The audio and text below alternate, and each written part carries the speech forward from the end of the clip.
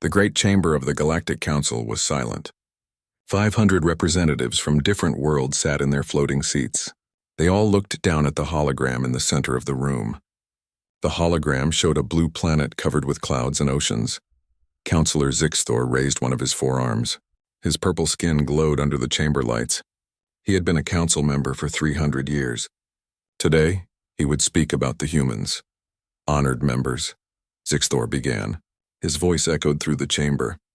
We have watched this species for 200 years. They call themselves humans. They call their planet Earth. The hologram changed. Now it showed images of human cities. Tall buildings reached into the sky. Roads filled with vehicles created lines of light. Millions of humans moved through their world like insects in a hive. At first glance, they seem advanced, Zixthor continued. But look closer. The hologram shifted again. Now it showed humans in combat. Soldiers fired weapons at each other. Explosions tore through buildings. Children ran through streets crying for their parents. A wave of concerned sounds moved through the council chamber. Representatives whispered to each other in hundreds of different languages. They still wage war, Zixthor said. His voice was cold and hard. They fight over land. They fight over resources. They fight over ideas and beliefs. In the past 100 years alone, they have killed millions of their own kind. Another image appeared. Massive weapons stood in underground silos. The weapons were long and pointed toward the sky. They possess weapons that can destroy their entire planet, Zixthor explained. They have enough nuclear bombs to kill every living thing on Earth 10 times over. And yet they continue to build more. A council member from the Valak system stood up. Her body was made of crystalline structures that caught the light. Surely they understand the danger, she asked. They understand, Zixthor replied, but they do not care. Watch this, the hologram showed forests being cut down. Huge machines pushed trees over like they were grass. Black smoke poured from massive factories. The oceans filled with plastic and waste. They are destroying their own world, Zixthor said. The very planet that gave them life, they poison it. Their air grows toxic. Their water becomes unsafe. Their animals die by the thousands. And still they do not stop. The chamber filled with shocked murmurs. Some representatives covered their eyes or their sensory organs. They could not bear to watch. Counselor Jexman from the Antares region stood. His species looked like large insects with wise, compound eyes. What do our xenopsychologists say about them? He asked. Zixthor touched a control pad. A new document appeared in the air. The analysis is complete. The humans are classified as Category 7 primitives. They show high intelligence but low wisdom. They have strong emotions but weak control. They are, in simple terms, dangerous children playing with deadly toys. What do you recommend? Asked another council member. Quarantine, Zixthor said firmly. We place an energy barrier around their solar system. They will not be able to leave. We monitor them from a safe distance. In 500 years, perhaps they will grow up. Perhaps they will learn, if they survive that long. The council voted. The decision was nearly unanimous. Only 12 members voted against the quarantine. The rest agreed that humanity was too dangerous to join the galactic community. Who will monitor them? Asked the council leader, an ancient being named Thorax. His species lived for thousands of years and had seen many civilizations rise and fall. I volunteer Ambassador Velcara, Zixthor said. She is patient and thorough. She will watch the humans and send us reports. Far from the council chamber, near the edge of Earth's solar system, Ambassador Velcara received her orders. She was a tall being with smooth gray skin and large dark eyes. Her species, the Corel, were known for their careful observation skills. Velcara read the council's decision on her data tablet. She looked out the window of her hidden station near Jupiter. In the distance, she could see the small blue dot that was Earth. Primitives, she whispered to herself. Warmongers. Dangerous children. But as she watched, something made her pause. She had read all the reports. She had seen all the evidence. But she had also seen something else in the data, something the council had not mentioned. She had seen humans rescue each other from disasters. She had seen them care for their sick and elderly. She had seen them create beautiful art and music. She had seen them reach for the stars with hope in their eyes. Perhaps, she said quietly to the empty station, there is more to understand about these humans. Below her station, invisible energy fields formed a barrier around the human solar system. The humans did not know it yet, but they had just been caged.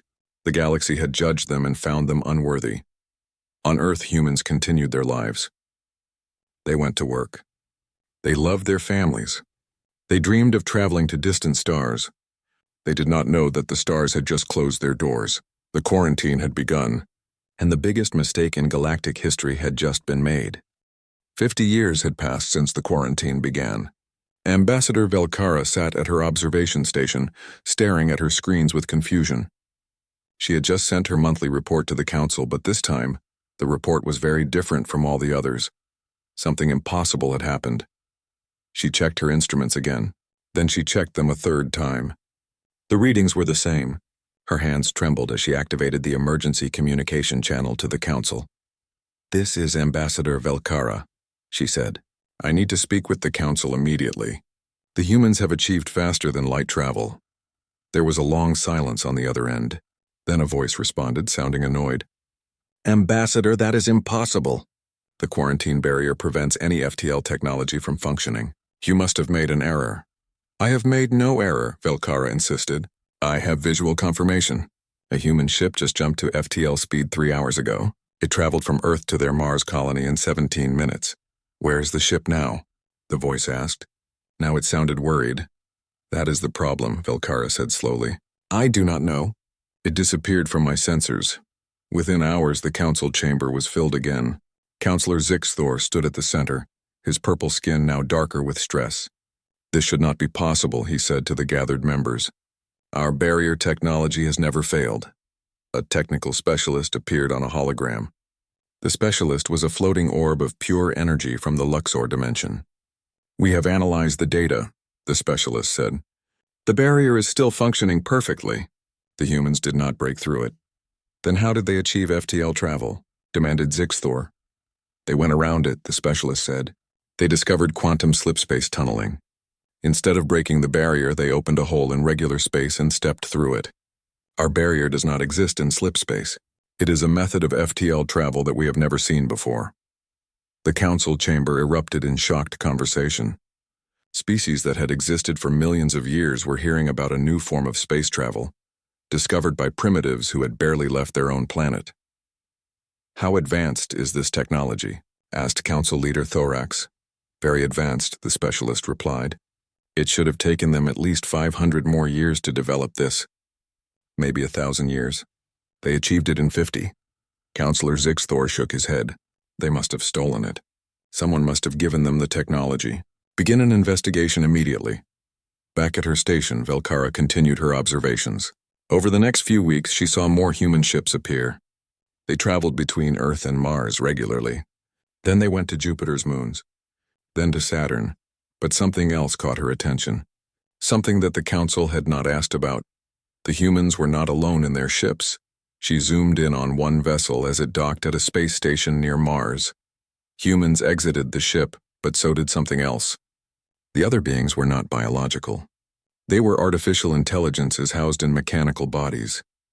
Velcara watched as a human woman and an AI robot talked to each other. They seemed to be friends.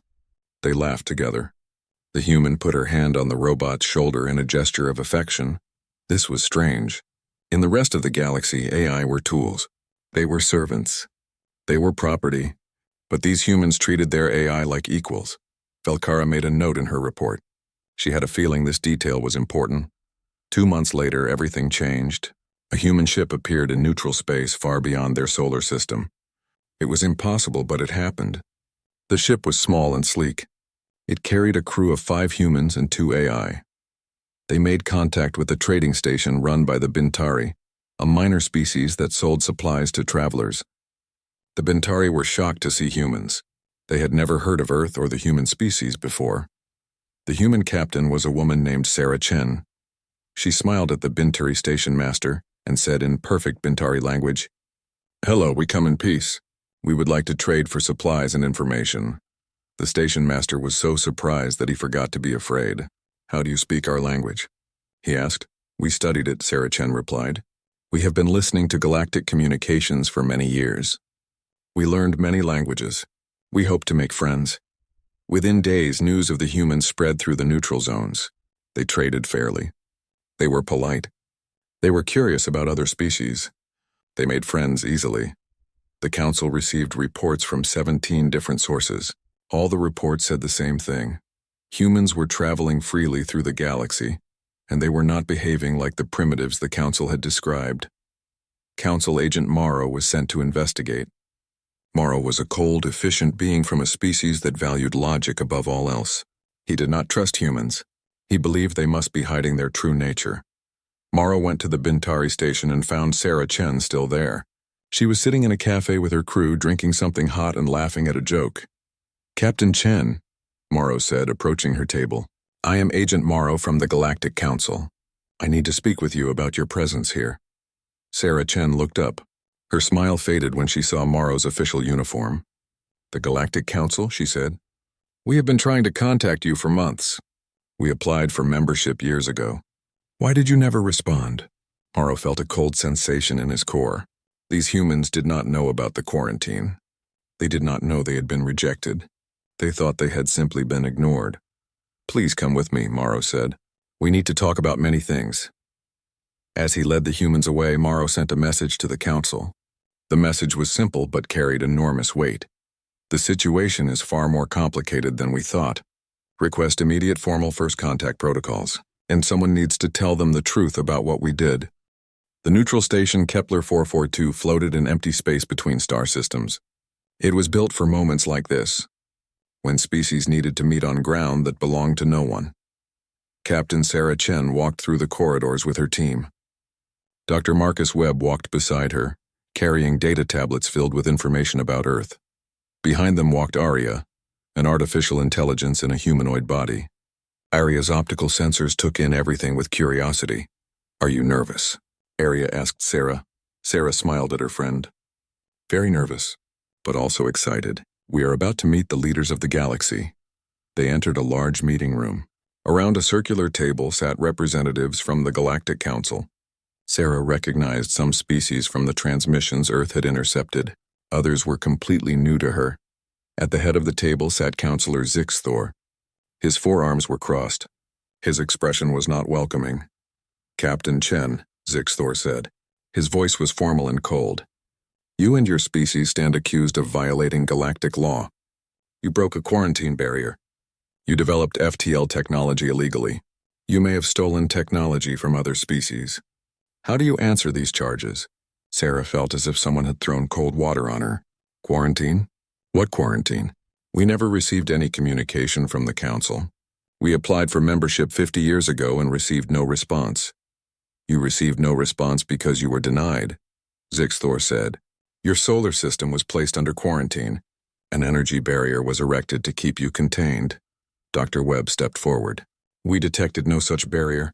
Our sensors showed no unusual energy readings around our solar system." Agent Morrow spoke up from his seat.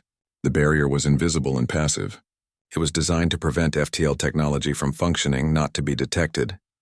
"Then how did we achieve FTL travel?" Sarah asked.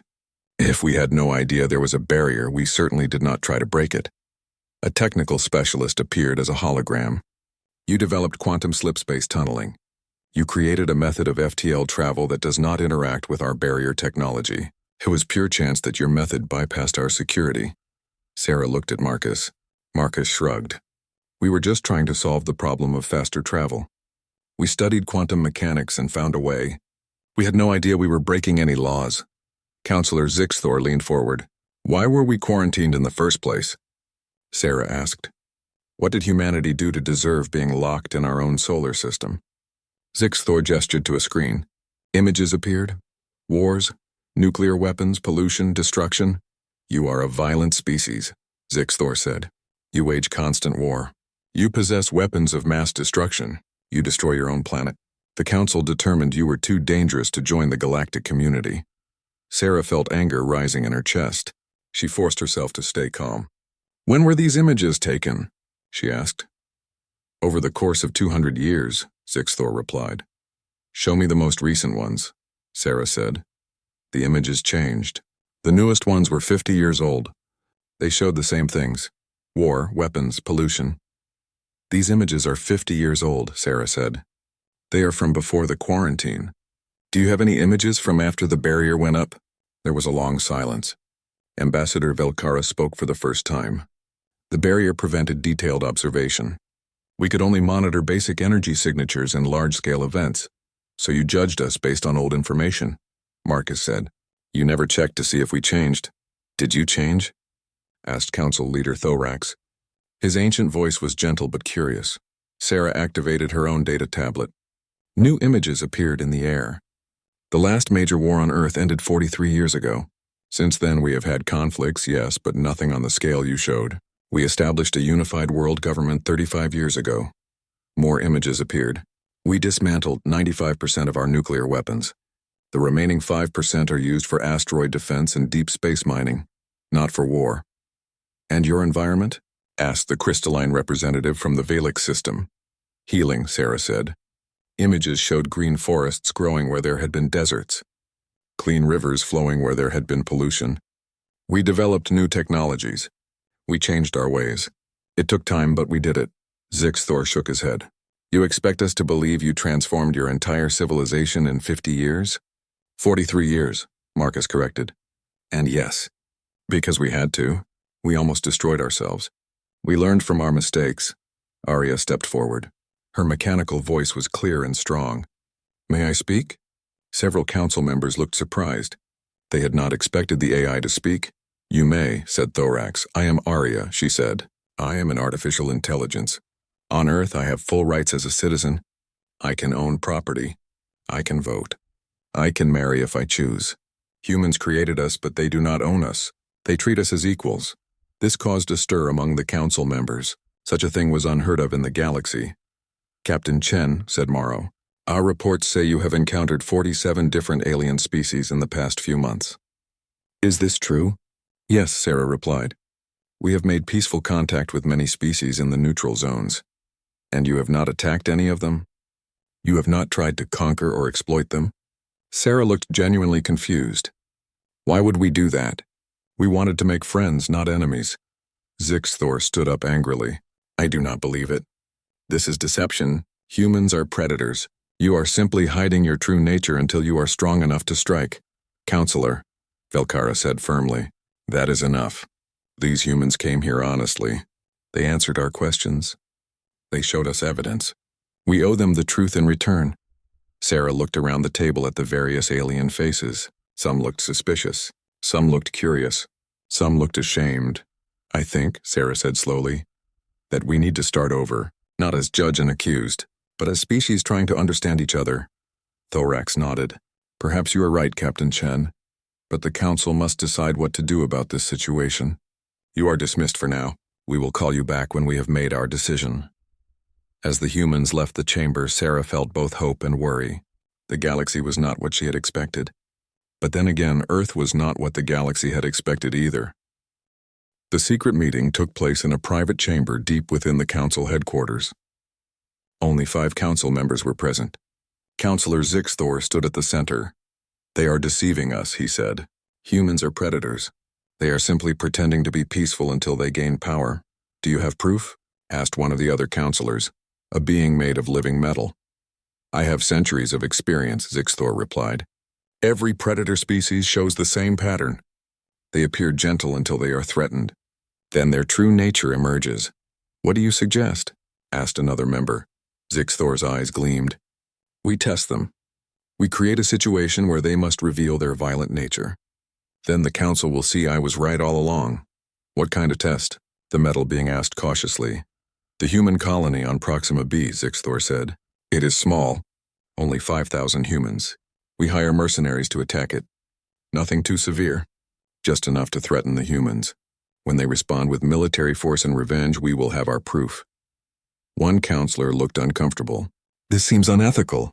It is necessary, Zixthor insisted. We cannot allow a dangerous species into the Council based on lies. Better to know the truth now. The vote was taken. 3 voted yes. 2 voted no. The test would proceed. Ambassador Velcara knew nothing about the secret plan. She continued her observations from her station. She had begun to think that maybe, just maybe, the humans were exactly what they appeared to be. On Proxima B, the human colony was thriving. The planet was not perfect. The air was thin and the gravity was slightly wrong. But humans had adapted. They had built domed cities and underground farms. Children played in parks under artificial skies. The attack came at dawn. 3 mercenary ships appeared in orbit. They were crewed by Kralax warriors, a species known for taking jobs that others refused. The Kralax were not evil, but they needed money and they did not ask too many questions. They fired on the colony's power station. Explosions ripped through the building. The lights went out across the city. Then they landed ground troops. The humans were caught completely unprepared. They had no military presence on Proxima B. This was a civilian colony. They had some security officers, but they were trained for accidents and disputes, not warfare. The colony's emergency broadcast reached Earth within minutes. On Earth, the human government gathered immediately. "Send the fleet," demanded one general. "No," said President Okafor. She was a calm woman who thought carefully before making decisions. "Send the rescue teams first. We need to save our people. But the attackers will be dealt with," Okafor said firmly. "But our priority is our citizens. Always." Within an hour, human ships jumped to Proxima B. But they were not warships. They were medical vessels, rescue shuttles. Engineering ships. Captain Sarah Chen led the response team. Her ship entered orbit and she immediately opened communications with the mercenaries. "This is Captain Chen of Earth. You are attacking civilians. Stop immediately and we can talk." The Kralax commander was surprised. He expected threats or weapons fire. "You have no authority here, human." "Maybe not," Sarah replied. "But we have medical teams ready to help anyone who is injured. That includes your troops. Some of your soldiers were hurt in the fighting. Let us help them." The Kralax commander was confused. This was not how battles worked. "Why would you help us?" "We are your enemies. You are living beings in pain," Sarah said simply. "That is all that matters right now." On the ground, human rescue teams moved through the damaged colony. They pulled people from collapsed buildings. They set up medical stations. They distributed food and water, but they did something else too. When they found wounded Kralax soldiers, they treated them. They gave them the same care as injured humans. One Kralax warrior lay on the ground with a broken leg. He raised his weapon when he saw humans approaching, but the humans held up empty hands. "We are doctors," said Dr. Webb. "Let us help you." "I am your enemy," the warrior said, confused. "You are injured," Webb replied. "That is all I need to know." Webb and his team set the warrior's leg and gave him medicine for pain. The warrior watched in shock as they moved on to help the next person, whether human or Kralax. The Kralax commander received reports from his troops.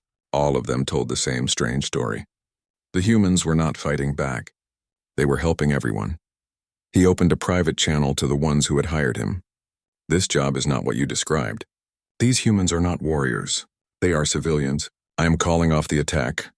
"You will lose your payment," the voice on the other end said. "I will keep my honor," the commander replied. He cut the connection. The Kralax troops withdrew. But before they left, something unusual happened. The commander requested a meeting with Captain Chen. They met in the colony's damaged administration building. The commander looked at Sarah with something like respect in his eyes. "I need to tell you something," he said. "We were hired to attack you. Someone wanted to see how you would respond." "Who hired you?" Sarah asked. The commander hesitated. "I am not supposed to say, but what was done to you was wrong. I will face consequences for this, but I will tell you anyway. It was someone from your Galactic Council. They wanted to test you." Sarah felt cold. "The Council ordered an attack on civilians to test us?" "Not the whole Council," the commander said. "A small group. I do not know all the names. But I know one, Counselor Zixthor." Sarah thanked the commander. Then she made a decision. "You and your troops are welcome to stay here while you repair your ships. We will provide food and medical care. No payment needed." The commander stared at her. "After we attacked you?" "You were honest with me," Sarah said. "That matters more than what happened before."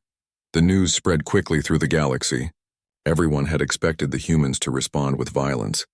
Instead, they responded with medicine and mercy. They treated their attackers with kindness. Ambassador Velcara watched everything unfold. When she learned about the test, she was horrified. This was not how the Council should behave. This was not justice. She made a decision that would cost her career but save her conscience. She leaked the entire conspiracy to the galactic media networks.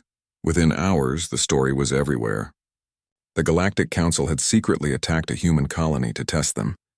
And the humans had responded not with revenge but with compassion. Public opinion shifted like a wave. Species across the galaxy began asking questions. If the Council could do this to humans, what else were they hiding? And if humans could show such mercy after being betrayed, what kind of species were they really? Councillor Zixthor's private chambers were suddenly very empty. His allies abandoned him. His calls went unanswered. The test had failed completely, but not in the way he had expected. The council chamber had never been so full. Every seat was occupied. Observers crowded the upper levels. Media drones floated in designated areas, broadcasting to billions of viewers across the galaxy. This was not a normal session. This was a reckoning. Council leader Thorax struck his gavel. The ancient being's face showed deep sadness. This emergency session is called to address two matters.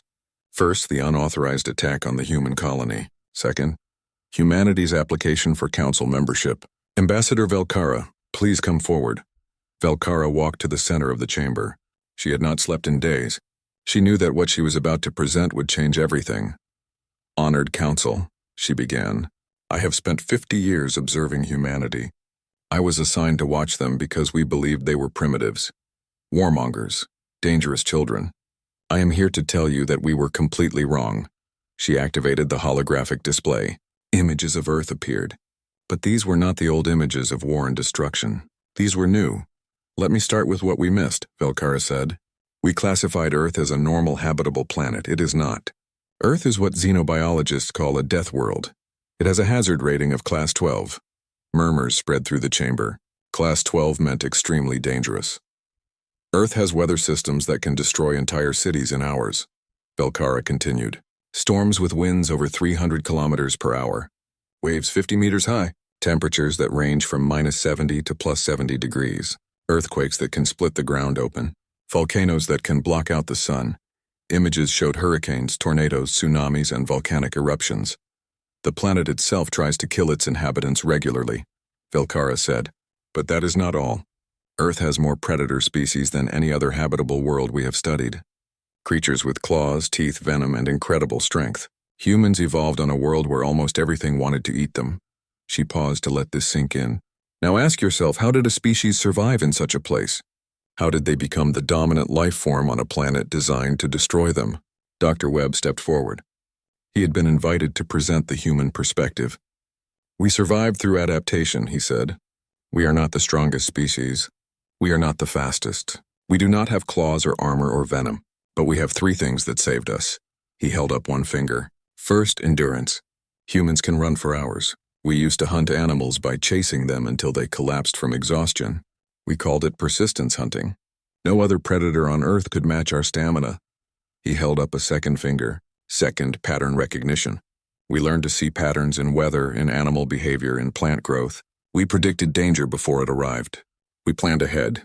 We adapted to every environment on our planet, from frozen poles to burning deserts. He held up a third finger. Third, cooperation. Alone, a human is weak. Together, we are unstoppable. We formed groups. We helped each other. We shared knowledge. We built communities. We survived because we refused to survive alone. The chamber was silent. Webb continued. You saw our wars and called us violent. But you did not understand. Our violence was a survival trait from a deadly world. Once we no longer needed it for survival, we redirected it. We turned our aggression into ambition, our competitiveness into achievement, our fighting spirit into problem solving. Velcara took over again. Let me show you something else we missed. She displayed new images. Humans bonded with wolves. Wolves are apex predators on Earth. They have killed humans for hundreds of thousands of years. But humans did not kill all the wolves. Instead, they made friends with them. They turned them into companions. They call them dogs now. Images showed humans and dogs together, playing, working, sleeping side by side. No other species in the galaxy has done this, Velcara said. No other species has taken a predator that hunted them and turned it into family. This is uniquely human. They form bonds across species lines. They pack bond with anything, even species that are dangerous to them. She showed more images. Humans with cats. Humans with birds. Humans with reptiles. Even humans with spiders and snakes, creatures that many species found terrifying. And then there are the AI, Velcara said. Arya stepped forward and stood beside the hologram. We created artificial intelligence, Arya said. Other species did too. But other species treat AI as tools or slaves. Humans gave us rights. They gave us freedom. They treat us as their children, not their property. Why? Asked the crystalline representative from Valix. Why would you give power to beings you created? They could overthrow you. Because it is the right thing to do, Arya replied simply. Humans believe that all thinking beings deserve freedom. It does not matter if we were born or built. We think, therefore we matter. Velcara pulled up data charts. In the 50 years since the quarantine, humans have made first contact with 47 species. Every single interaction was peaceful. They offered trade, not conquest. They offered friendship, not domination. And when they were attacked, they responded with medical aid. She showed footage from Proxima B council members watched as human doctors treated wounded enemies, as human engineers rebuilt damaged structures, as human negotiators offered asylum to the mercenaries who had attacked them. This is not weakness, Velcara said firmly. This is strength. Humans have the weapons to destroy. They have the intelligence to conquer. They have the history of violence that we feared, but they choose compassion anyway. They choose cooperation. They choose kindness. She looked directly at Councillor Zixthor, who sat in the corner, isolated from the other members. We tested them. We thought we would expose their violent nature. Instead, we exposed our own prejudice.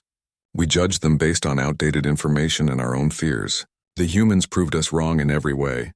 Council Leader Thorax spoke. What is your recommendation, Ambassador? Full membership, Velcara said without hesitation. Immediate and complete. No probation period. No restrictions.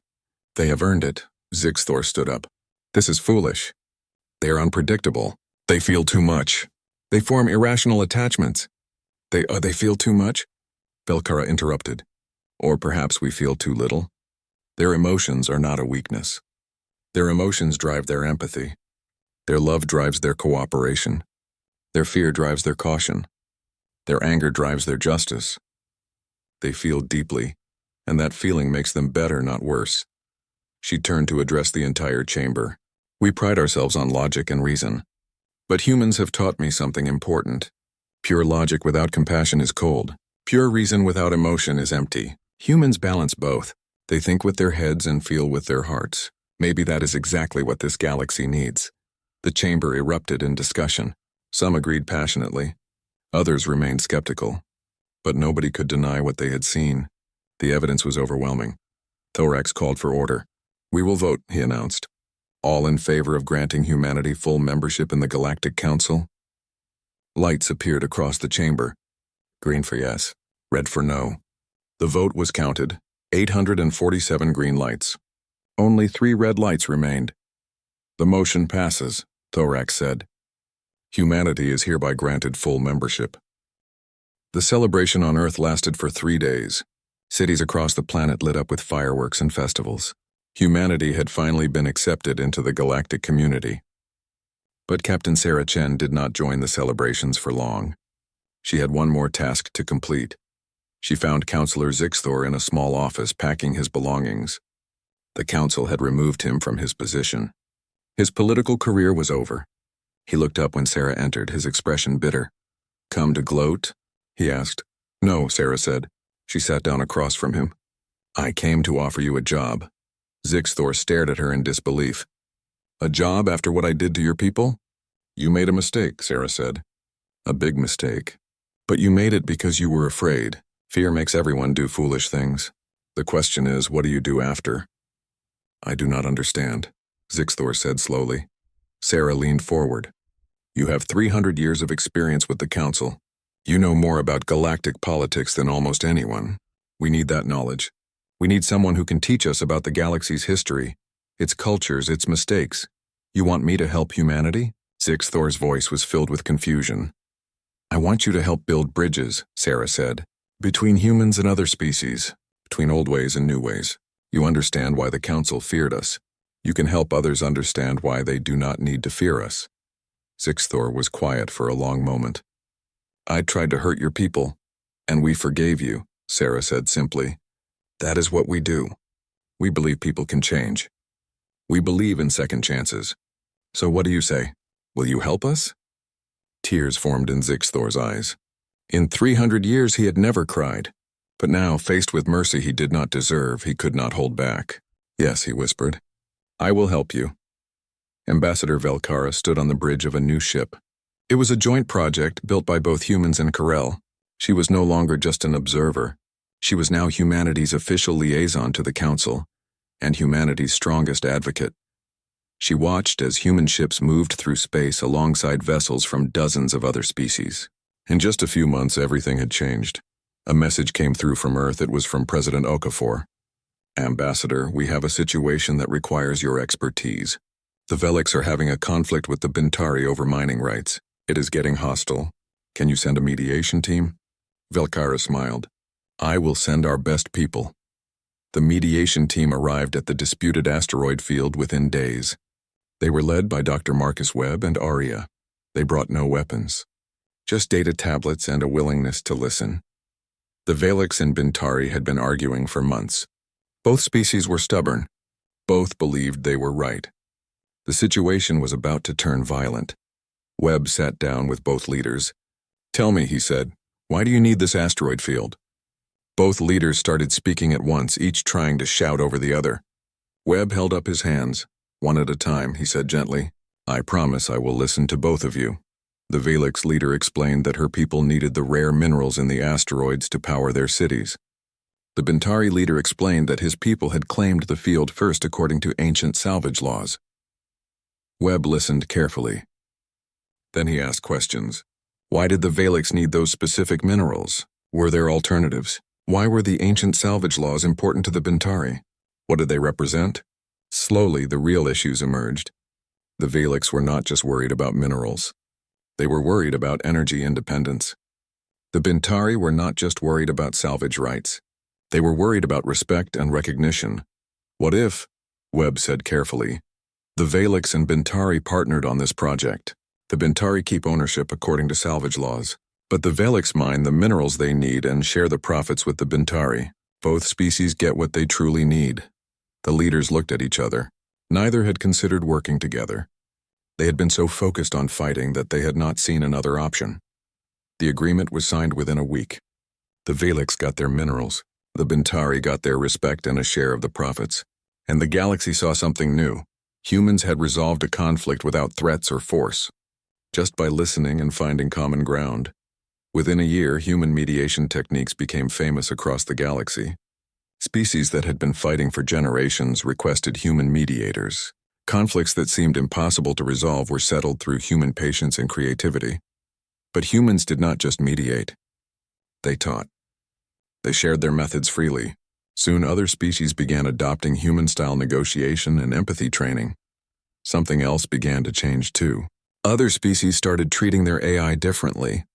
They saw how humans and AI worked together as equals, and they wondered why they had never tried it themselves. The first non-human species to grant AI rights was the crystalline Veliks. Then, the Bintari. Then more and more species. The galaxy was learning from humanity. 10 years after humanity joined the Council, the old quarantine barrier around Earth was converted into something new. It became a memorial called The Mistake We Nearly Made.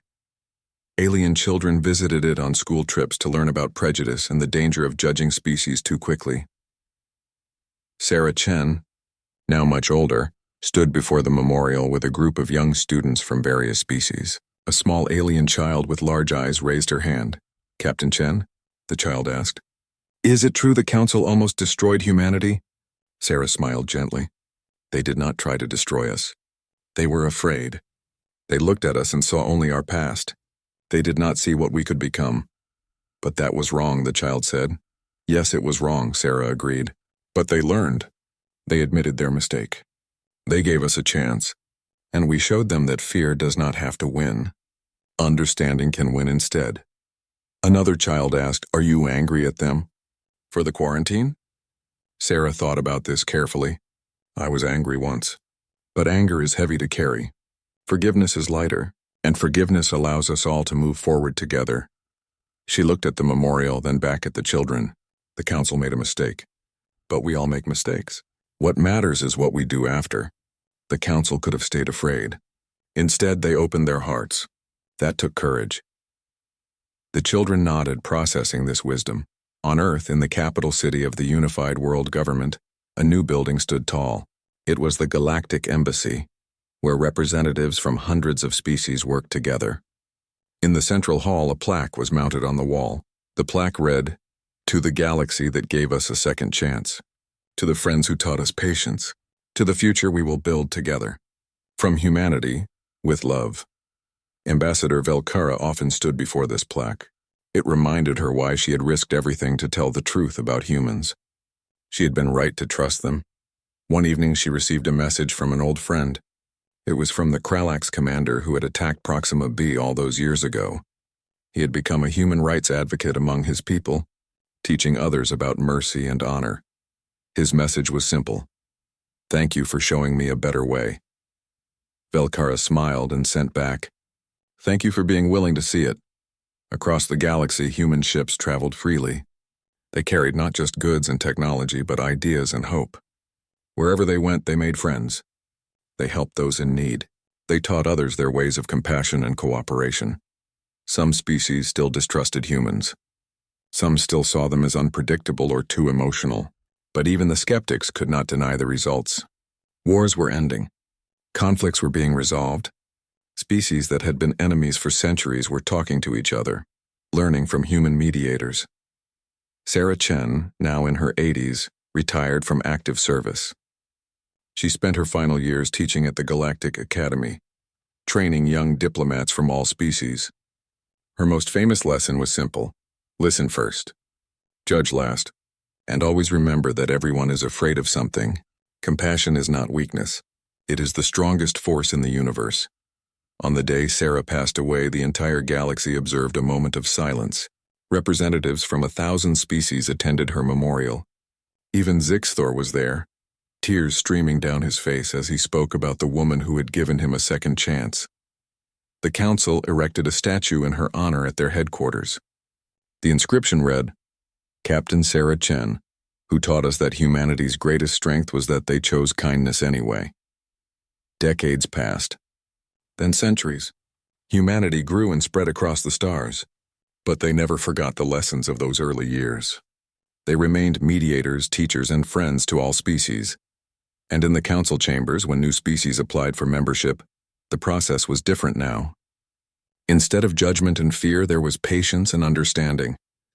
Instead of quarantine barriers, there were welcoming hands, because the galaxy had learned from its mistake. It had learned from humanity. And that lesson echoed through the stars forever. Judge slowly, forgive quickly, and always give others the chance to show who they can become. The council had mistaken humans for primitives, for warmongers, for dangerous children, but now they knew the truth. Humanity's strength was not their weapons or their intelligence or their endurance.